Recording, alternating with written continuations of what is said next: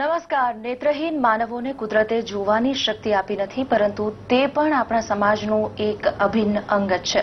તેથી દેશના માનવ સંસાધન વિકાસ મંત્રાલય તેમજ સામાજિક ન્યાય અને અધિકારિતા મંત્રાલયે વિકલાંગતા માટેના વ્યવસાયના કાર્યક્ષેત્રો નક્કી કર્યા છે.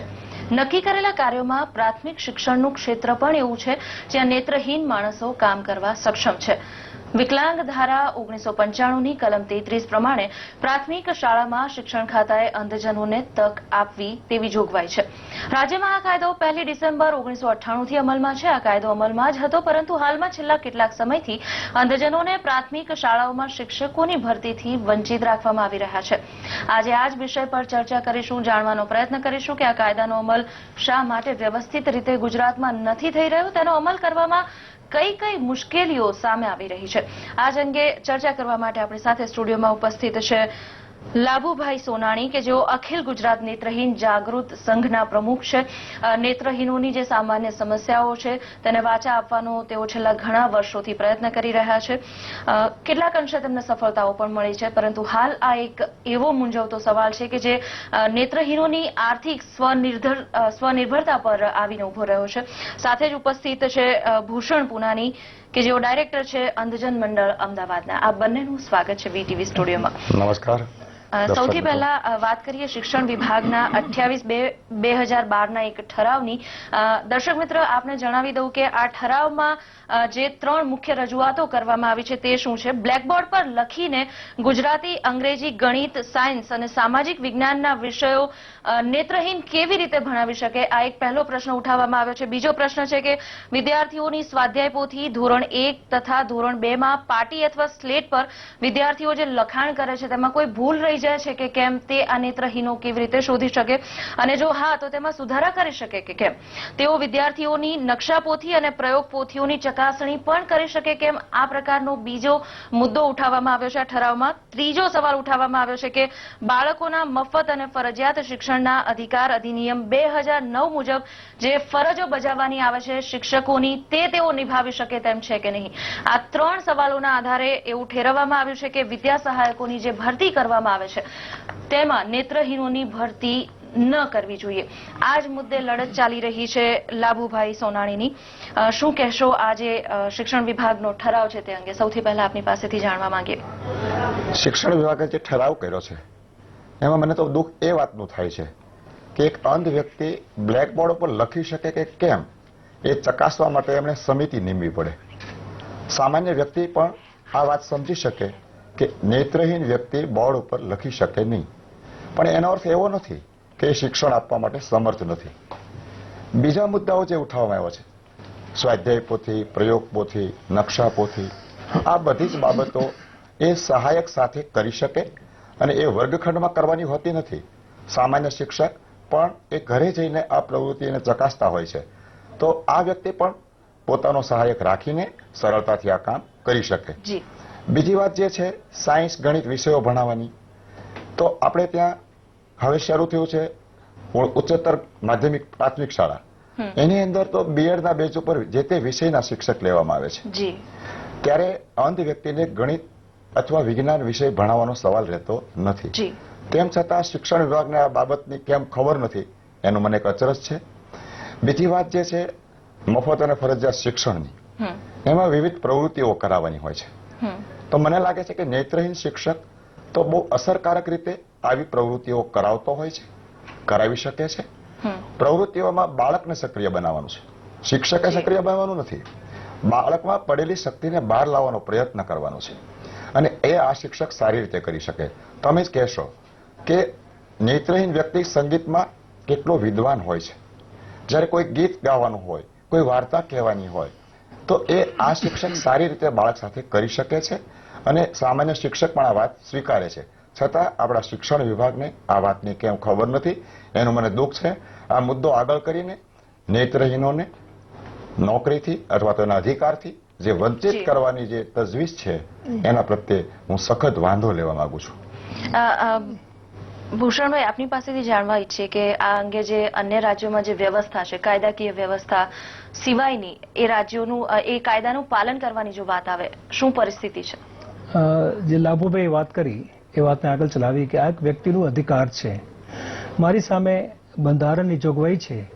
બંધારણને પરિચ્છેદમાં કહેવામાં આવેલું છે કે વ્યક્તિને અધિકારોનું રક્ષણ કરવાની સંપૂર્ણ જવાબદારી સ્ટેટની છે, રાજ્યની છે. જી. અને જે એને કાયદાની સામે એક ઇક્વલ વ્યક્તિનો જે અધિકાર છે એ સરકારે રક્ષણ આપવું એના માટે ફરજિયાત છે. થોડું આગળ ચલાવીએ કે આપણે દેશમાં કાયદો છે, જે આપણે શરૂઆતમાં વાત કરી, વિકલાંગતા ધારો, એમાં એક જોગવાઈ છે જે મેન્ડેટરી છે, જે ફરજિયાત છે. એ જોગવાઈ પ્રમાણે પ્રાથમિક શિક્ષણમાં અંધ વ્યક્તિ શિક્ષક બની શકે એના માટે નોટિફિકેશન છે, જે સામાજિક ન્યાય એવં અધિકારતા મંત્રાલય બહાર પાડેલી છે. ગુજરાતને લાગુ પડે છે. આ વિડંબના છે કે ગુજરાત સરકારે એટલા વર્ષો પછી બી રાજ્યમાં જે લિસ્ટ બનાવવી જોઈએ કે કયા વિકલાંગ વ્યક્તિ કઈ પ્રકારની નોકરી કરી શકે એવી લિસ્ટ બનાવવામાં આવેલી નથી. એ સરકારની ઉણપ છે. અને જ્યારે સરકાર આ લિસ્ટ નથી બનાવતી તો એને ભારત સરકારની જે લિસ્ટ છે એ લાગુ પડે છે. એ માટે સરકાર ભારત સરકારની લિસ્ટથી બંધાયેલી છે. અને જ્યારે લિસ્ટમાં એ પ્રાવધાન છે કે વિકલાંગ વ્યક્તિ, નેત્રહીન વ્યક્તિ શિક્ષક બની શકે છે, મારા મત પ્રમાણે એવી કમિટીની કોઈ જરૂર નથી. આ દુઃખની વાત છે કે અમે ગુજરાતમાં હોઈએ તો શિક્ષક ના બની શકીએ, રાજસ્થાન હોય તો શિક્ષક બની શકીએ. રાજસ્થાનની હાલમાં બહાર પડેલી જાહેરાતમાં ઉલ્લેખ કરવામાં આવ્યા છે કે 1% પ્રાથમિક શિક્ષક અંધ વ્યક્તિઓને લેવામાં આવશે. દિલ્હી સરકારની હમણાં બહાર પડેલી યાદીમાં એ ઉલ્લેખ કરવામાં આવેલા છે કે અંધ વ્યક્તિને પ્રાથમિક શિક્ષણમાં લેવામાં આવશે. આપણે દૂર ક્યાં જઈએ છીએ? ગુજરાતમાં સીબીએસઈની જે પોસ્ટિંગ છે એમાં નેત્રહીનને લેવામાં આવે છે. જ્યારે અમે લોકો સરકાર સાથે તર્ક વિતર્ક કર્યા, અમને કહેવામાં આવ્યા કે એમાંથી શિક્ષણની ગુણવત્તા પર અસર પડે છે. હું માનું છું કે કાયદાનું, બંધારણનું, નેત્રહીન વ્યક્તિનું એક કરુણ મજાક છે.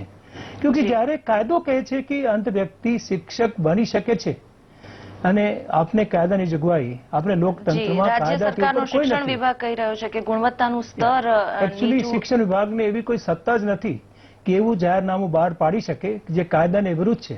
કાયદાની જોગવાઈ પ્રમાણે કોઈ બી જાહેરનામું જે બંધારણ અથવા કાયદાને વિરુદ્ધ હોય છે એના કોઈ અસર નથી થતા. એ જે દિવસથી બહાર પાડવામાં આવે છે એ રદ બાદલ ગણાય છે. મારા મત પ્રમાણે એવી કમિટી બનાવવાની, એવું કરવાની કોઈ જરૂર નથી. જે કાયદાની જોગવાઈ છે સરકારે સ્વીકાર કરવી જોઈએ અને વ્યક્તિને એ પોસ્ટિંગ આપવા માટે સક્ષમ ગણવું જોઈએ. જી, આપ કહી રહ્યા છો કે આજે કાયદાનો આ જે ઠરાવ છે શિક્ષણ વિભાગ દ્વારા રદબાતલ ગણી શકાય તે પ્રકારનો ઠરાવ છે.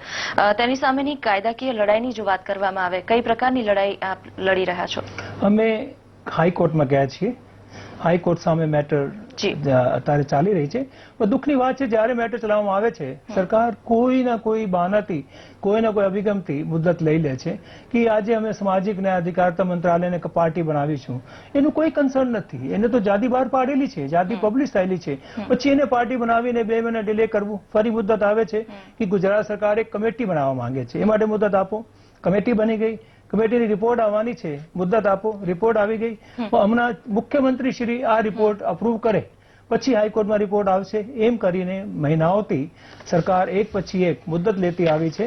અને જે બહુ સિમ્પલ પ્રશ્ન છે, કેટલા દુઃખથી કહેવું પડે છે, ગુજરાત સરકાર જે એક આદર્શ રાજ્ય છે, જે વિકલાંગો માટે બહુ સારું કામ કરે છે, ઘણી યોજનાઓ, ઘણા અભિગમો એને બહુ સારી રીતે અપનાયા છે, એ સરકાર એક જ વાતમાં આવીને શા માટે એક નાનકડી વાતમાં કે જે વ્યક્તિના અધિકાર છે એમાં મુદ્દત પર મુદ્દત લઈને મેટરને ડિલે કરે છે અને નેત્રહીન વ્યક્તિઓને એના અધિકારથી વંચિત રાખે છે. એક દુઃખના. ભૂષણભાઈ, સવાલ એ થાય કે આ જે કમિટી બનાવવામાં આવી, જે કમિટીએ આ ઠરાવ પસાર કર્યો, જે આ પ્રકારના મુદ્દાઓ રજૂ કર્યા, એ કમિટીના આ બંને પણ મેમ્બર રહી ચૂક્યા છો. આખરે ઘટના શું બની કે આ બંને આ કમિટીના ઠરાવ સાથે સહમત નથી? એકચ્યુઅલી हमारा मत प्रमाणे लाभूभाई भी एम सहमत થાય છે કે આ કમિટીના જે ટર્મ્સ એન્ડ કન્ડિશન છે, જે શરતો છે એ કોઈને મંજૂર નથી. કુલ 5 સભ્યો હતા, એમાંના આપ 2 પણ સભ્યો હતા. બીજા જે સભ્યો છે એ નેત્રહીન ક્ષેત્રના જાણકાર નથી, એક સામાન્ય શિક્ષક છે, વહીવટકાર છે. ઠરાવ રજૂ કરતી વખતે આપની સલાહ નહોતી લેવામાં આવી? અમે જ્યારે બી પહેલી મીટિંગ મળી અમે લોકો બહુ ક્લિયર શબ્દોમાં એના વિરોધ કર્યા કે આ જે 4 કન્ડિશન મૂકવામાં આવી છે અમને સ્વીકાર્ય નથી. ક્યોંકિ એક વ્યક્તિને જઈને પૂછ્યો કે તમે અંધ છો, ઉભા થવાને બ્લેકબોર્ડ પર લખીને બતાવો, આ વ્યક્તિનું પરિહાસ છે, એનું ઇન્સલ્ટ છે, હ્યુમન રાઇટનું ખનન છે. જ્યારે એનું હનન કરવામાં આવે તો અમે સ્વીકાર ના કરીએ. એને કહે કે તમે કેવી રીતે પોતથી તપાસો છો એ પોતે ના તપાસી તો આ શકે. બંનેના વિરોધ છતાં પણ આ કમિટી આ પ્રકારનો રિપોર્ટ રજૂ કરી દીધો છે. અમે દુઃખથી કહેવું પડે છે કે અમે લોકો લેખિતમાં વિરોધ કર્યા. એની રિપોર્ટ મારી સામે છે, તૈયાર કરવામાં આવી. એ રિપોર્ટને સરકારને રજૂ કર્યા વિના, સરકાર પાસેથી કોઈ પ્રત્યુત્તર માંગ્યા વિના આ જે કમિટી હતી, જે ચેરમેન હતા, 10 દિવસમાં કોઈ કમિટી રિપોર્ટ 10 દિવસ પૂરી થાય છે? કેટલી કમિટીઓ છે? 10 દિવસમાં એમ કેમ કરીને બધે જઈને, અને દુઃખથી કહેવું પડે છે કે જે સંગીત શિક્ષક છે કે જેને વિષય ભણાવવાનું નથી, એને પૂછવા કે તમે બ્લેકબોર્ડ પર લખીને બતાવો, તમે મેથ અને સાયન્સ કેવી રીતે ભણાવો છો. એવી તેને કહો તમે અમને લખી આપો કે તમે બ્લેકબોર્ડ પર લખી શકતા નથી. સ્વાભાવિક છે, તો નથી લખી શકવાના. એને કહો કે તમે લખી આપો કે હું બ્લેકબોર્ડ પર લખી શકતા નથી, મને મેથ અને સાયન્સ ભણાવતા ફાવતું નથી. એમ કરીને રિપોર્ટ તૈયાર કરવામાં આવી છે. જે રિપોર્ટ કોઈ શરતે કોઈ વ્યક્તિને જે નેતૃત્વહીનતા સમજે છે અથવા એના માટે કામ કરે છે અને સ્વીકારી હોય એવું શક્ય જ નથી. આ તદ્દન એક એવી રિપોર્ટ છે કે જેની કોઈ વેલ્યુ નથી, જેને કોઈ તથ્ય નથી, અને આ રિપોર્ટને કોઈ વ્યક્તિએ સ્વીકાર નહીં કરવું જોઈએ. હું ફરી રિપીટ કરું છું કે આવી કોઈ રિપોર્ટ કરવાનું ઔચિત્ય છે જ નહીં, ક્યોંકિ વ્યક્તિનો અધિકાર છે. લાભુભાઈ, શું કહેશો આપ આ અંગે? મારી દ્રષ્ટિએ કોઈ પણ રિપોર્ટ જ્યારે બનતો હોય ત્યારે એના આધારે પરિપત્ર થતો હોય છે. પણ સરકારે એક 2010માં અને 2011માં એમ બે વખત એક પરિપત્ર કર્યો કે પ્રાથમિક શાળામાં નેત્રહીન વ્યક્તિઓને ન લેવા, કારણ કે એ શિક્ષણને બાધકરૂપ છે. આ વાતને સાર્થક કરવા માટે એમણે આ કમિટી નિમી. અગાઉથી એની એક માનસિકતા હતી કે આ લોકો પ્રાથમિક શાળામાં કામ કરવા માટે યોગ્ય નથી. એ પુરવાર કરવા માટે આખી આ કમિટી બનાવવામાં આવી, અને એક માત્ર એક શિક્ષણ વિભાગનું એક ષડયંત્ર છે. એ ષડયંત્રને પાર પાડવા માટે આચાર્યો પાસેથી એમણે મનગમતા રિપોર્ટો લીધા. કોઈ આચાર્યએ પોતાના આત્માના અવાજના રિપોર્ટો રજૂ કર્યા તો એ ફાડી નાખી. એણે એમ કીધું કે ના, તમારે આ નથી કરી શકતા, એમ જ લખવાનું છે. તો મને તો એવું લાગે છે કે આ સરકારની અધિકારીઓની જે માનસિકતા છે એને સુધારવા મુખ્યમંત્રીએ પણ અંગત રસ લઈ આવા લોકો સામે પગલાં લેવા જોઈએ અને નેતૃત્વને વહેલી તકે ન્યાય આપવો જોઈએ. આ પ્રકારની એક દલીલ કરી શિક્ષણ વિભાગે કે શિક્ષણની ગુણવત્તા જો નેત્રહીન શિક્ષકની ભરતી કરવામાં આવે તો ઉતરતી થઈ જાય છે, તે અંગે આપ શું કહેશો? હું તો એમ કહીશ કે નેત્રહીન વ્યક્તિને જો નોકરી આપવામાં આવશે અને પસંદ કરવામાં આવશે તો ગુણવત્તા એની વધવાની છે. એટલા માટે હમણાં જ ગુણોત્સવ જે શરૂ થયો, જ્યાં જ્યાં નેત્રહીન શિક્ષકો કાર્યરત છે એના વર્ગખંડો શ્રેષ્ઠ આવ્યા છે.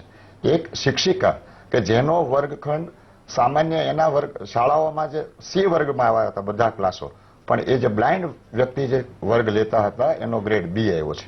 એ બીજી એક શાળામાં જે અધિકારી ગયા એમણે સર્વશ્રેષ્ઠ કામગીરી એમ કરીને નોંધ્યું છે બ્લાઇન્ડ શિક્ષકની સામે. અંગ્રેજી ભણાવે છે શિક્ષક. આવી તો અનેક નોંધો છે. દરેકના સીઆર રિપોર્ટ તમે ચકાસો, આચાર્ય ખુદે લખીને આપ્યા હોય તો એમાં બધાની કામગીરી સારી છે એવું લખાયું છે. તેમ છતાં માત્ર પોતાની વાતને સાચી ઠરવવા સરકારી અધિકારીઓનો આધાર લઈ આ રિપોર્ટ બનાવવામાં આવ્યો છે. હું તો એમ કહીશ કે આ બાબત જે છે ને એ પેલા દલાર તરવાડી જેવું કર્યું છે. રીંગણા લઉં કે તો કે લેને ભાઈ 10-12, નક્કી પણ એને કરવાનું, કમિટી પણ એને બનાવવાની, સરકારી પ્રતિનિધિઓના આધારે રિપોર્ટ પણ બનાવી દેવાનો, બહુમતી પણ નક્કી કરી નાખવાની. બિન સરકારી સભ્યોનો અમે કોઈ અભિપ્રાય લેવાયો નથી. બિલકુલ એને એની તરફ ઉદાસીનતા રાખવામાં આવી છે, અથવા તો એમ કહીએ કે એને ધ્યાનમાં લેવામાં નથી આવ્યા. શિક્ષણ વિભાગની આ જે નીતિ છે, જે પ્રકારનો ઠરાવ પસાર કરવામાં આવ્યો છે, કાયદાકીય જોગવાઈ શું છે, કાયદો શું કહે છે તે જાણવાનો પ્રયત્ન કરીશું. હાલ પોસ્ટમોર્ટમમાં રોકાઈશું એક વિરામ માટે.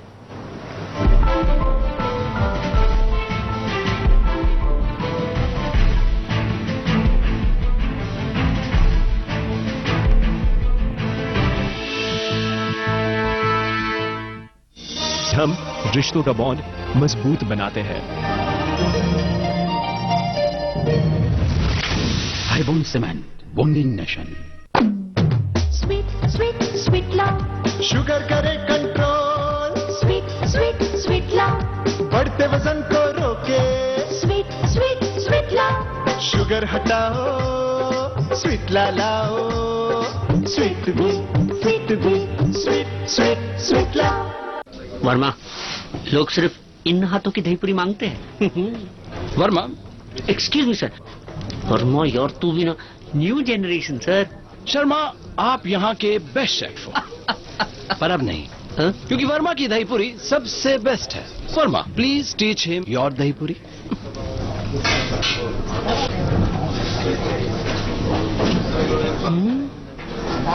आखिर तेरी दही पूरी में ऐसा क्या है? सर ये भी कोई पूछने की बात है? सबको पता है दही तो बस अमूल मस्ती दही। ये भी कोई पूछने की बात है?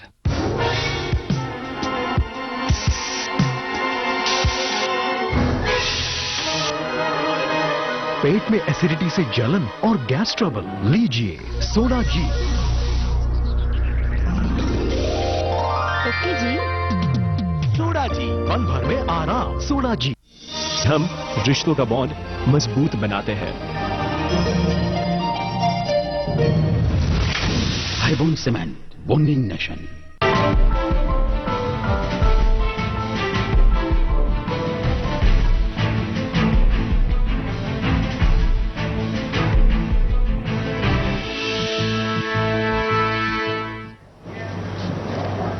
વિરામ બાદ સ્વાગત છે આપનું પોસ્ટમોર્ટમમાં। આજે આપણે ચર્ચા કરી રહ્યા છીએ વિકલાંગ વ્યક્તિઓ છે તેમને શિક્ષણ ક્ષેત્રે પદાર્પણ કરવાનો પૂરો અધિકાર છે।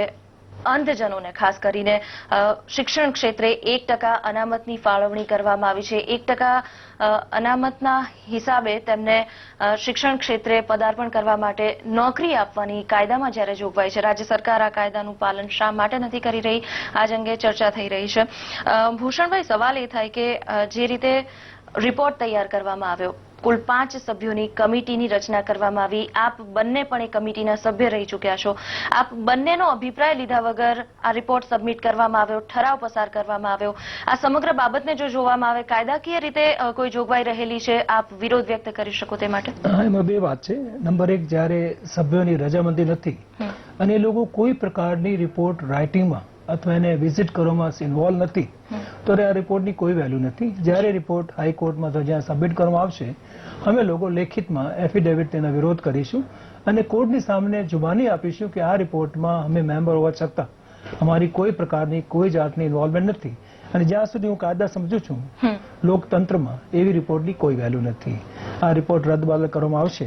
અને એક મજાની વાત કરીએ કે સુપ્રીમ કોર્ટની એક જજમેન્ટ છે જે ફૂલ બેન્ચની છે, જે જજમેન્ટ વારંવાર દરેક જગ્યાએ કોર્ટ કરવામાં આવે છે અને એ judgement Indira Sani and others કે જે અનામતની નીતિ પરની એક લેન્ડમાર્ક જજમેન્ટ છે અને આ જજમેન્ટમાં નેત્રહીન વિકલાંગ વ્યક્તિઓ ના અનામતના હકદાર છે એના ઉલ્લેખ કરવામાં આવ્યા છે। અને જ્યારે અનામત નીતિની વાત કરીએ છીએ, અનામત આરક્ષણ એ માટે રાખવામાં આવે છે કે વ્યક્તિને કોઈ ઉણપ છે, કોઈ ડિસએડવાન્ટેજ છે, કોઈ ખામી છે, એને દૂર કરવા માટે, એને બીજે વ્યક્તિને સમકક્ષ લાવવા માટે આપણે આરક્ષણ નીતિ લાવીએ છીએ। અને કોઈ વ્યક્તિ એવું મેઇન સ્ટ્રીમમાં તે આવી શકે, સ્વમાનભેર જીવન જીવી શકે, આર્થિક રીતે પગભર થઈ શકે, તે માટે જ આ અનામતનો હેતુ રહેલો છે। અને જી, એવા સંજોગોમાં જો રાજ્ય સરકાર જે કાયદાની જોગવાઈ છે તેનું પાલન નથી કરી રહી, નેત્રહીન વ્યક્તિઓને જે માત્ર 1% અનામતની જે ફાળવણી કરવામાં આવી છે તેનો પણ અમલ નથી કરી રહી, ત્યારે નેત્રહીનોની પરિસ્થિતિ શું હોય તેને કદાચ લાભુભાઈ સોનાણી વધારે સારી રીતે સમજી શકે છે। લાભુભાઈ, જ્યારે આ રીતે જોગવાઈ હોવા છતાં પણ નોકરી નથી મળતી, રાજ્ય સરકારની આડોડાઈ કહી શકાય અમુક વિભાગોની, તેના કારણે જો આર્થિક પગભરતા, સ્વનિર્ભરતા ન મળે, શું પરિસ્થિતિ સર્જાતી હોય છે? વ્યક્તિ પર એની ખૂબ જ ગંભીર અસર થતી હોય છે। સામાન્ય રીતે જ્યારે વ્યક્તિ પુનઃસ્થાપિત ન થઈ શકે ત્યારે એનામાં ગમે તેટલી આવડત હશે, ગમે તો એ વ્યક્તિ શિક્ષિત રીતે સક્ષમ હશે, તો પણ એને જો તક નહીં મળે તો સ્વાભાવિક છે કે જે રીતે આપણા દેશની અંદર એક આતંકવાદ ઉભો થયો છે એની પાછળ આપણે લોકો જવાબદાર છીએ। જ્યારે કોઈના પોતાના અધિકાર મળતા નથી અને એ સિક્યોર જે વ્યક્તિ જ્યારે બનતો નથી જીવનમાં આગળ વધવા માટે, જીવવા માટે, ત્યારે એની જવાબદારી સીધી રીતે એ સરકારની બને। કારણ કે શિક્ષણ માત્ર મેળવવાનો હેતુ નથી, શિક્ષણ મેળવ્યા પછી વ્યક્તિ પુનઃસ્થાપિત થવો જોઈએ અને એટલે અમે અત્યારે સંસ્થાઓ ચલાવીએ છીએ। તેમ છતાં આ પ્રશ્ન હાથ ઉપર લઈ સરકાર સુધી અને સમાજમાં જાગૃતિ લાવવા માટે આ પ્રશ્ન લઈને લડીએ છીએ। એનું કારણ એક જ છે કે માત્ર અમારો હેતુ શિક્ષણ આપવાનો નથી, પણ એમને પગભર બનાવવાનો છે અને એટલા માટે અમે સંસ્થાઓ ચલાવીએ છીએ। ભારતીય કાયદામાં જે નેત્રહીનો છે, જે વિકલાંગ છે, તે વ્યક્તિઓ માટે વિશેષ જોગવાઈઓ રહેલી છે અને રાજ્ય સરકાર જ્યારે આ કાયદાનો અમલ નથી કરી રહી, ક્યાં જાણવાનો સમય છે કે કેટલા સમયથી આપ આ અંગે લડત ચલાવી રહ્યા છો? છેલ્લા 3-4 વર્ષથી મારી સતત લડત ચાલુ છે. શિક્ષણ ઉપરાંત અનેક પ્રશ્નો, ખાસ કરીને વિકલાંગોના 18 જેટલા પ્રશ્નો મેં જી. ગુજરાત ગવર્મેન્ટ સમક્ષ રજૂ કર્યા છે. જી જનજાગૃતિના અનેક કાર્યક્રમો આપ્યા છે. મુખ્યમંત્રીશ્રીને મળવાનો સમય માંગ્યો છે અનેક વાર, અને છેલ્લા આ રિપોર્ટ રજૂ થયા પછી રોજ એક કાગળ મોકલું છું ફેક્સથી. જી આજ દિન સુધી મને હજી સમય મળ્યો નથી. મને લાગે છે કે મુખ્યમંત્રીએ આ બાબતમાં સંવેદનશીલ બની અંગત રસ લઈ આ પ્રશ્ને ધ્યાન આપવાની જરૂર છે. કારણ કે અહીંયા મોટાભાગના કાર્યક્રમોમાં મુખ્યમંત્રી વ્યસ્ત હોવાને કારણે જેવી રીતે પોલીસ તંત્ર કાયદા અને વ્યવસ્થામાં મુશ્કેલી અનુભવે છે, એમ અહીંયા શિક્ષણ ખાતામાં પણ એવું થઈ ગયું છે કે આ લોકો ફરિયાદ કરીને ક્યાં કરશે. મુખ્યમંત્રી પોતાના કાર્યક્રમમાં વ્યસ્ત છે અને અમે જે નિર્ણયો કરશે એની પર એ નિર્ણયો આપોઆપ લાદી દેવામાં આવશે, કારણ કે ક્યાંય ફરિયાદ કરી શકવાના નથી. છેલ્લે તો એને અમારી પાસે જ આવવું પડે. આ કારણે આ પ્રકારનો એટીટ્યુડ થયો હોય એવું મને લાગે છે. ત્યારે રાજકીય પક્ષ અને સમગ્ર મંત્રીમંડળને હું વિનંતી કરું છું કે એ પ્રશ્ને થોડી ગંભીરતા દાખવીને, વિકલાંગોના બહુ નાના પ્રશ્નો છે, આમાં કોઈ વિશેષ માંગણી નથી, જે જી. કાયદામાં જોગવાઈ છે જે એનો કાયદાએ અધિકાર આપેલો છે તેને માત્ર અમલી બનાવવાની વાત છે. ભૂષણભાઈ શું કહેશો, જે રીતે લાભુભાઈ કહી રહ્યા છે કે Actually, મુખ્યમંત્રી પણ આ વાતને સાંભળવા માટે મુલાકાતનો સમય નથી આપી રહ્યા, શિક્ષણ વિભાગનું વર્તન પણ કંઈક આ પ્રકારનું છે. કાયદાકીય રીતે જો જોવા જાય, અધિકારની દ્રષ્ટિએ જો જોવા જઈએ, જો એક વાત, કોઈ વ્યક્તિ કાયદાથી ઉપર નથી. જી કાયદા સર્વોપરી છે. આપણું બંધારણ અને દરેક કાયદા વ્યક્તિથી ઉપર છે. કોઈ વ્યક્તિ એવું માનતું હોય કે હું કાયદાથી ઉપર જઈને પોતાની મનમાનીથી, પોતાની મનસુબીથી કંઈ કરીશ, તો મને લાગે છે એ વ્યક્તિને કાયદાની ખબર નથી અથવા કાયદાની શક્તિની ખબર નથી. અમને વિશ્વાસ છે કે કાયદો અમારી સાથે છે, સમાજ અમારી સાથે છે, અમારી સમાજની સહાનુભૂતિ અમારી સાથે છે. આજે નહીં તો કાલે સરકારને નમવું જ પડશે, અને સરકાર જે કાયદાને સમજ્યા વગર એક બિન બંધારણીય, બિન કાયદાકીય જે પ્રશ્ન ઉઠાવ્યા છે એને સમજવું જ પડશે. પ્રશ્ન કેવલ સમયનું છે કે ક્યારે સમજશે, એ એક પ્રશ્ન છે. બાકી આજે નહીં તો કાલે એને સ્વીકાર કરવું જ પડશે, ક્યોંકિ સુપ્રીમ કોર્ટની જજમેન્ટ છે. આપણે હાઈકોર્ટમાં આ અંગે કાયદાકીય લડત ચાલી રહી છે. શિક્ષણ વિભાગમાં રજૂઆત કરવાનો પ્રયત્ન કર્યો છે ખરો? શિક્ષણ વિભાગમાં તો હાઈએસ્ટ લેવલ પર બિલકુલ વિગતવાર રજૂઆત કરવામાં આવી છે, અને ત્યારે તો અમને એવું બી કહેવામાં આવ્યા કે અમે જે કહી રહ્યા છે એમાં તથ્ય છે, પર આ કોણ સુધારો કરશે એક પ્રશ્ન ચિહ્ન છે. અને અમે લોકો દરેક ભારત દેશની બધી હાઈકોર્ટની, એમાં કલકત્તા હાઈકોર્ટની જજમેન્ટ છે, ઓરિસ્સા હાઈકોર્ટની જજમેન્ટ છે, સુપ્રીમ કોર્ટની જજમેન્ટ છે, આ બધી જજમેન્ટમાં સિમિલર પ્રશ્નો પર કોર્ટે હકારાત્મક વલણ લીધું છે, અને ત્યાંની સરકારને એને કીધું છે કે આ સરકારને આ કાયદાને વિરુદ્ધ જવાની કોઈ સત્તા નથી. અને જ્યારે આપને આ બધાને સમજાઈ રહ્યા છે, અમે અમારી લડત, અમારી જે પ્રશ્નો છે ચાલુ રાખીશું. આજે નહીં તો કાલે એ લોકોને ચોક્કસ ધ્યાન આવશે અને અમને ન્યાય મળશે. ભૂષણભાઈ, આપે જે વાત કરી કે શિક્ષણ વિભાગને જ્યારે રજૂઆત કરવામાં આવી, દરેક સ્તર પર જવાબ એ પ્રકારનો મળ્યો છે કે, અથવા તો આપનું તારણ એ પ્રકારનું નીકળ્યું છે કે કોણ આજે સમગ્ર બાબત છે તેમાં સુધારો લાવશે, ફેરફાર લાવશે, તેના પર એક પ્રશ્નાર્થ ચિહ્ન છે. શિક્ષણ વિભાગ એવું કહી શકે છે કે જો નેત્રહીનોની ભરતી કરવામાં આવે તો શિક્ષણનું સ્તર નીચું જાય છે, એ પ્રકારનું એક વર્તન, એટીટ્યુડ, એક સ્ટેન્ડ લઈને ચાલી શકે છે. પરંતુ આ જે સવાલ છે તેનું નિરાકરણ લાવવા માટે પ્રશ્નાર્થ ચિહ્ન, આ બાબતને આપ કઈ રીતે જુઓ છો? ખાલી એમાં એક જ જેને નોટિફિકેશન બહાર પાડ્યું છે એને સુધારો કરવાનું છે કે જેને એક આદેશ કરીને નેત્રહીનોને એમાંથી બહાર મૂકી દીધું છે, એના પર રિસ્ટ્રિક્શન મૂકી દીધું છે, કાપ મૂકી દીધું છે, એ નોટિફિકેશનને સુધારીને એ વિકલાંગ નેત્રહીનોને તક આપવાની છે કે તમને જે બંધારણનું હક છે, કાયદાનું હક છે, એ તમે મેળવવા પાત્ર છો. અને માટે સરકારે ફક્ત અમારી જે વિડંબના છે, અમારા જે દુઃખ છે, અમારા જે દર્દ છે, અમારી જે સમજ છે, એને સમજીને કાયદાનું પાલન તો કરવું જ પડશે. અને નંબર 2, અગત્યની વાત છે કે આ જે કાયદાનું પાલન છે એ આજે ને તો કાલે એને વ્યવસ્થિત કરીને જે તારીખથી એને કાયદાના ભંગ કર્યા છે તે તારીખથી એને બધા નેત્રહીનોને પાછા નોકરીમાં લેવા જ પડશે. એ અમારી સમજ છે, અને અમને ખાતરી છે કે સુપ્રીમ કોર્ટની જજમેન્ટ, હાઈકોર્ટની જજમેન્ટ ચોક્કસ અમને રક્ષણ મળશે. અને ગુજરાતમાં જે સમાજમાં આવા વર્ગ માટેની જે સહાનુભૂતિ છે, જે લાગણી છે, જી. જે પ્રેમ છે, એનું ચોક્કસ અમને લાભ મળશે. અને લાભુભાઈની જે લડત છે, જે બહુ હિંમતથી લડી રહ્યા જી. છે, એનું આપણે પરિણામ તો આશા ચોક્કસ રાખીએ કે આવવાનું છે. ચોક્કસથી સફળતા મળે.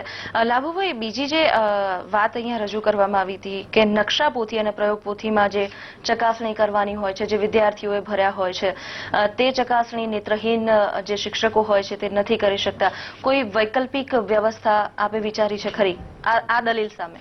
નકશા પોથી કે સ્વાધ્યાય પોથી ચકાસવાનો જે સવાલ છે, મને લાગે છે કે આ શિક્ષક પોતે એક સહાયક વ્યક્તિને નિયુક્ત કરીને એ ઘરે હોમવર્ક સમયે કરી શકે. જી. સામાન્ય શિક્ષક પણ આ રીતે જે આવા કાર્યો કરવાના હોય છે એ ઘરે કરતા હોય છે. એટલે આ કઈ કાર્ય વર્ગખંડની અંદર કરવાની જરૂર નથી. કારણ કે કોઈ પણ બાળક સ્વાધ્યાય પોથી જે ભરે છે એ સાચી લખે છે કે ખોટી એ ચકાસવાનું કામ માત્ર જરૂરી છે. પછી હાજરી પત્રકનો સવાલ ઉઠાવવામાં આવ્યો છે, તો હાજરી પૂરતા માત્ર 2 મિનિટ લાગે છે, જે સાથી શિક્ષક પાસે સરળતાથી આ કામ થઈ શકે છે. એટલે આ બધા જે પ્રશ્નો જે ઉઠાવવામાં આવ્યા છે એમાં કોઈ તથ્ય નથી. આ બધા જ પ્રશ્નો માત્ર ઉઠાવવા ખાતર ઉઠાવવામાં આવ્યા છે અને એ શિક્ષણ ખાતું પણ સમજે છે. પરંતુ આ વાતને આગળ ધરીને એ લોકો નેત્રહીનોને રોજગારથી વંચિત કરવા માટે પેત્ર રચી રહ્યા હોય એમ મને લાગે છે. જી લાભુભાઈ, જ્યારે આ પ્રકારની પરિસ્થિતિ શિક્ષણ વિભાગ, ખાસ કરીને ગુજરાતના શિક્ષણ વિભાગ તરફથી એવું વલણ અપનાવવામાં આવી રહ્યું છે કે જે નેત્રહીનો છે, જે વિકલાંગો છે, ખાસ કરીને નેત્રહીનોના શિક્ષણ ક્ષેત્રે પદાર્પણની વાત કરીએ, તેમને આગળ વધવા નહીં દઈને તેમની આર્થિક સ્વાયત્તતા છે તેના પર તરાપ મારવાનું વલણ છે. આ અંગે આપ શું કહેશો? ચોક્કસ એ સાથે હું સંમત છું, પણ મને લાગે છે કે કોઈ પણ વ્યક્તિ પહેલા તો એ માણસ છે, જી, પછી એ નેત્રહીન કે વિકલાંગ છે. જ્યારે એ આ રાજ્યનો નાગરિક છે ત્યારે જી, હું હિંમતથી કહીશ કે એની જવાબદારી સંપૂર્ણ સરકારની બને છે. જી, એ પગભર બને, એ રોજગાર કમાતો થાય, પોતાના પરિવારને સંભાળે અને સમાજને ઉપયોગી ભૂષણભાઈ, બને. આપ શું કહેશો આ અંગે? મને કેવું છે કે જ્યારે વ્યક્તિએ સંઘર્ષ કર્યા છે, એને ત્યાં પહોંચવા માટે સ્કૂલિંગ પાસ કરવું પડે, BA કરવું પડે, BEd કરવું પડે, ટેટ પાસ કરવું પડે. આ બધું કેટલું સંઘર્ષ વ્યક્તિ કર્યા હશે એની કલ્પના એક કેબિનમાં બેઠેલા વ્યક્તિ ના કરી શકે. જ્યાં સુધી ત્યાં જઈને અંત વ્યક્તિને સંઘર્ષને નિહાળે નહીં, એને ખ્યાલ નહીં આવે. એ સંઘર્ષ કર્યા પછી જ્યારે વ્યક્તિ ક્વોલિફાય કરી લે છે, મેરિટમાં આવી જાય છે, એને યુનિવર્સિટી એક સર્ટિફિકેટ આપે છે કે તમે ટીચર બની શકો છો, તમે ટીચર બનવાને લાયક છો, ત્યારે આપણે એક પહાડ પર ચડાવીને, ચોટી પર લાવીને ધક્કો મારી દઈએ છે કે તમે અંધ છો. અંધ હોવાને તો રક્ષણ મળેલું છે, અંધ છે માટે તો રક્ષણ છે. અને એ અંધને એક રક્ષણને દૂર કરવા માટેનું એક સાધન માનીને એને વંચિત રાખવામાં આવે છે. જે હું માનું છું કે એક સમાજનું નેત્રહીન વ્યક્તિ એક વાત મને ઉમેરવા જેવી લાગે છે. જી, સમય ખૂબ જ ઓછો છે 21મી સદી આવી છે, કોમ્પ્યુટર યુગ છે. આજે અંધ અને વ્યક્તિ એવા સમયે આજે સરકારનું શિક્ષણ વિભાગનો જે 18મી સદી તરફ પરિપત્ર છે 18મી તરફ જતો હોય એ પ્રકારનું લાગે છે. આ બંનેનો ખૂબ ખૂબ આભાર, આપ અહીં ઉપસ્થિત રહ્યા અને ખાસ કરીને આજે સમગ્ર પ્રશ્ન છે તે અંગે પ્રકાશ પાડ્યો તે બદલ. તો નેત્રહીન વ્યક્તિઓ તરફ ગુજરાત સરકારના શિક્ષણ વિભાગનું જે વલણ છે તે સંવેદનાને ક્યાંક ને ક્યાંક ઠેસ પહોંચાડનારું છે. જે બંને ઉપસ્થિત મહેમાનો છે તેમની એટલી જ લાગણી છે કે જે નેત્રહીન વ્યક્તિઓ છે તેમની સંવેદના તરફ માનવીય દ્રષ્ટિ કેળવવામાં આવે. પોસ્ટમોર્ટમમાં અત્યારે બસ આટલું જ. રજા આપશો. નમસ્કાર.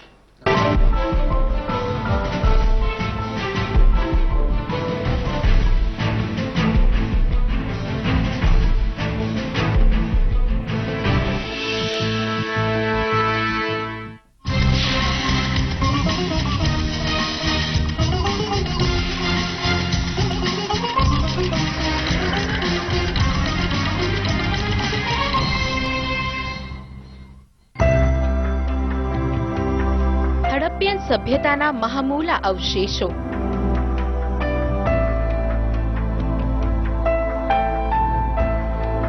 બૌદ્ધ ધર્મના ઉદ્ભવ અને અંતને ઉજાગર કરતા પદચિહ્નો. ગુજરાતના સુવર્ણ યુગના સાક્ષી સમાન સ્થાપત્યો.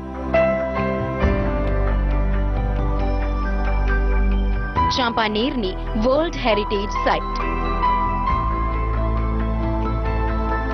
સલ્તનત અને મુઘલકાલીન બેનમૂન નમૂનાઓ. વર્લ્ડ હેરિટેજ ડે નિમિત્તે ગુજરાતના ઇતિહાસ અને વારસાની ઓળખને નવેસરથી પ્રસ્થાપિત કરીએ.